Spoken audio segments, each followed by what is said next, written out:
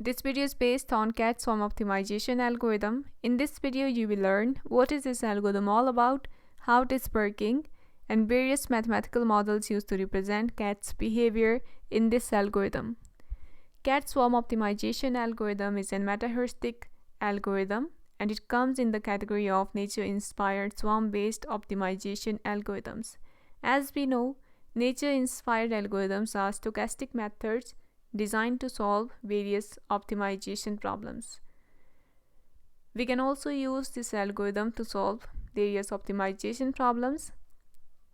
This algorithm is inspired by cat's behavior in the nature, and it is invented by a Taiwan scholar in 2006.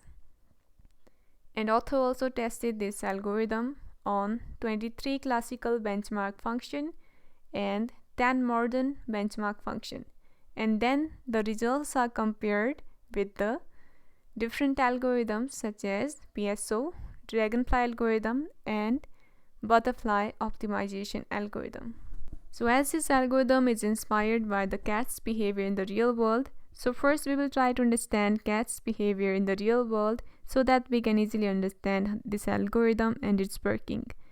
In the real life, we know cats are strongly curious about moving objects, and cats always stay alert even when they are resting. As you can see here, we have different images for the cats: lazy, alert, laying somewhere, resting. So cats always stay alert even when they are resting.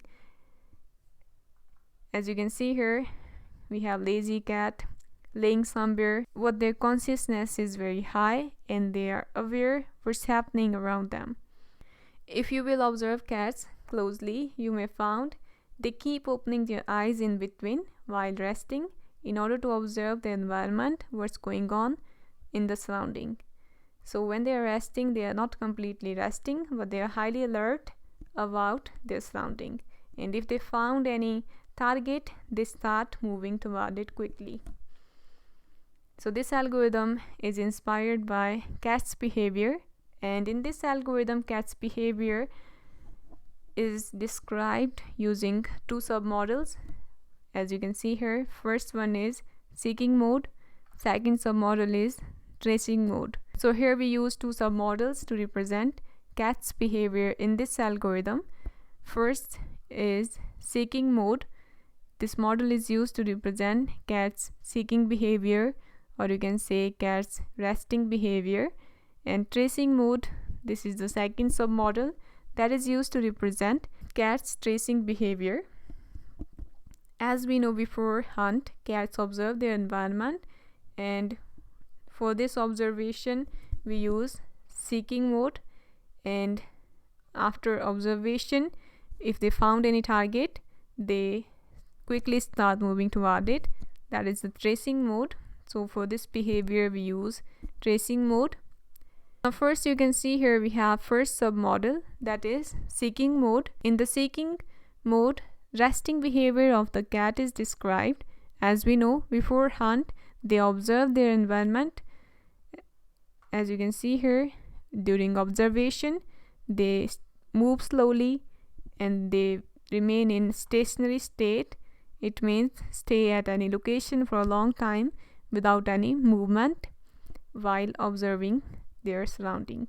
So you can see here cats observing their environment, and here you can see cat is moving slowly toward the target. You can see this is the cat behavior. Before hunt, they will move slowly and they will remain in the stationary state. In seeking mode, 4 parameters are used to represent cat moves and their stationary state. As you can see here, 4 parameters: seeking memory pool, seeking range of selected dimension, self position consideration, count of dimension to change. All the values for these parameters are tuned and defined by the user by trial and error method. First you can see we have seeking memory pool parameter. This parameter is used for the size of the seeking memory for each cat, and here we have the number of positions sought by cat, and among all we will choose one for the cat to go. Suppose we have the value for SMP is 5, then we will generate 5 new random position for each cat, and then among all we will select one position for the cat for the next position. And you can see here we have other parameters for the seeking mode. After seeking mode, here in the seeking mode they observe the environment, and now we are in the tracing mode. This is the second submodel that we use to represent the tracing behavior of the cats. Here, after observation, they will trace the target after finding it. Once the target is found, cat move quickly toward it and hunt. So you can see here the tracing behavior of the cats. So in the tracing model, we will update the velocity of each dimension, and then we will check the velocity range, and after that we will update the cat's position. So here we will check whether the velocity is greater than maximum velocity range or not. If cat's velocity is greater than maximum velocity, then we will consider the velocity as maximum velocity, else we will update the velocity for all dimension, and then we will update the position. In cat swarm optimization algorithm, every cat has their own position, own fitness value, own flags, and own velocity. Here you can see we have flags.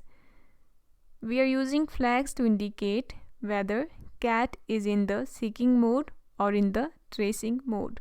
So for each cat in the population, we have different values for the position, velocity, fitness value, and flag. So you can see here we have the flow chart for this algorithm. First we will start with n number of cats.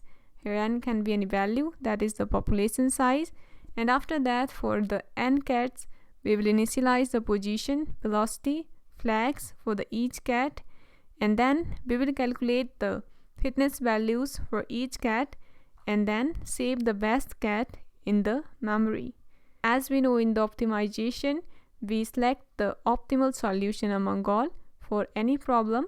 So final solution would be the best position. So here you can see we will save the best cat in the memory for every iteration, and once the solving criteria is matched, we will display the best solution that we got in the previous iteration.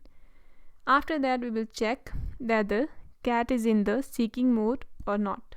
So if cat is in the seeking mode, then we will use this model, else we will use tracing mode. And after that again we will redistribute cats in the tracing mode or in the seeking mode according to MR value, and then we will check the stopping criteria.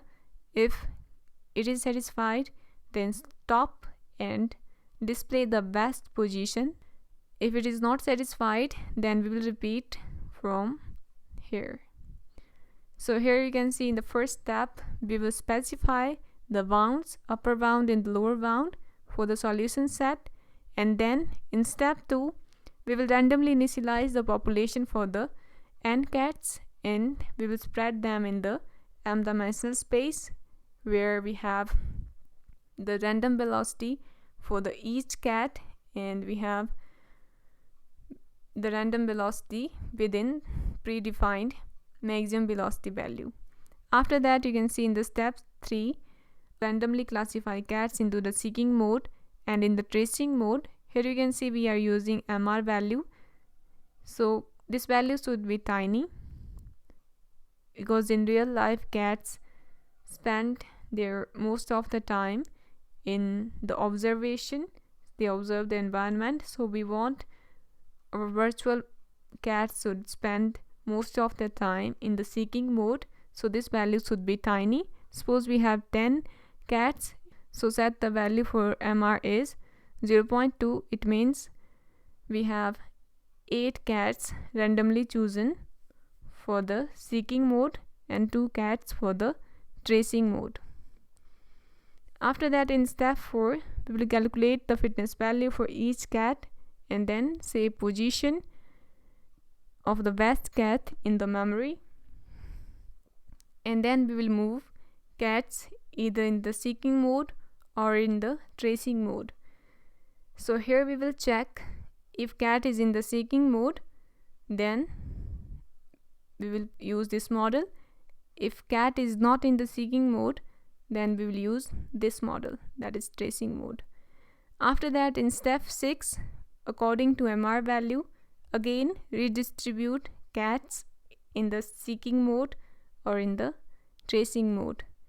After that, check the stopping criteria. If it is matched, then stop and display the best solution that you obtained. Else we will repeat steps from 4 to 6. So that's all about this video. If you have any question, you can comment below, and thanks for watching this video.